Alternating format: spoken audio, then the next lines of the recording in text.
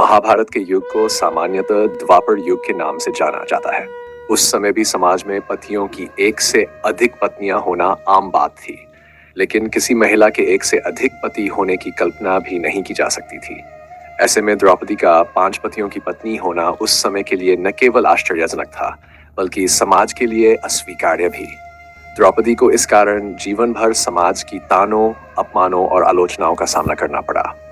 विशेष रूप से कौरवों और अन्य विरोधियों ने बार बार उसके 5 पतियों को लेकर उसे अपमानित किया, कटु शब्द कहे और उसके चरित्र पर प्रश्न उठाए। आज हम इस वीडियो में जानेंगे कि द्रौपदी को उसके 5 पतियों के कारण कितना अपमान सहना पड़ा।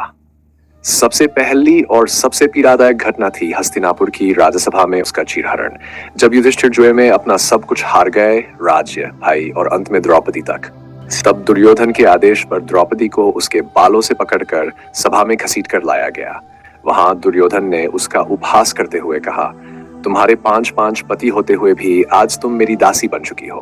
बताओ अब तुम पर अधिकार किसका है? ये ताना न केवल द्रौपदी के लिए गहरा अपमान था, बल्कि उसके पतियों की स्थिति को भी निर्बलता का प्रतीक बना दिया गया। इसके बाद कर्ण का अपमान सबसे तीखा था।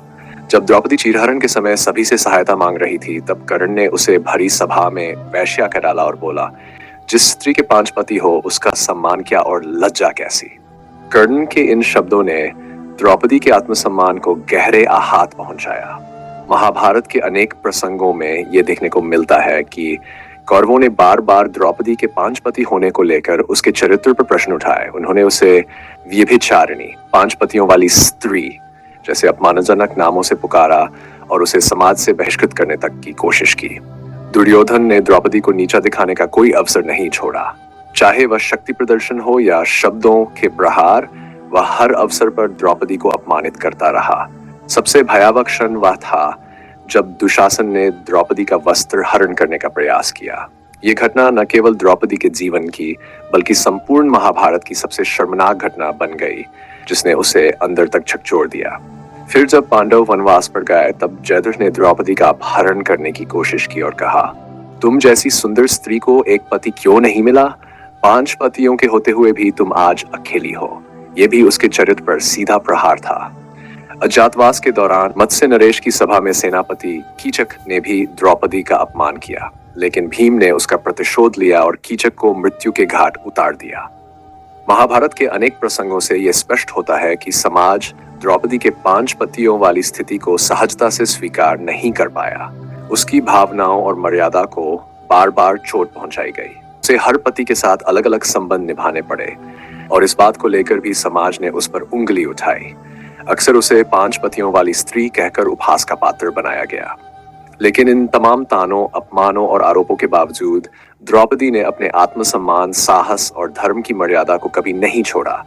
वह जहां एक ओर स्त्री शक्ति का प्रतीक बनी, वहीं दूसरी ओर अन्याय के विरुद्ध एक प्रचंड स्वर भी बनी।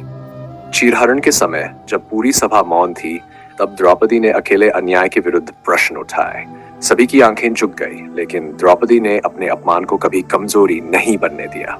महाभारत में द्रौपदी का चरित्र यह सिद्ध करता है कि एक नारी कितनी दृढ़, साहसी और मर्यादित हो सकती है। यद्यपि कभी कभी वह क्रोध में भर जाती थी, परंतु उसने अन्याय के विरुद्ध हमेशा आवाज उठाई। तो मित्रों, यह थी द्रौपदी के जीवन से जुड़ी कुछ अपमानजनक घटनाएं। यदि आपको ये वीडियो पसंद आया हो तो कृपया इसे अपने मित्रों और परिजनों के साथ साझा करें। और अगर आप चैनल पर नए हैं तो सब्सक्राइब करना ना भूलें। धन्यवाद। जय श्री कृष्ण।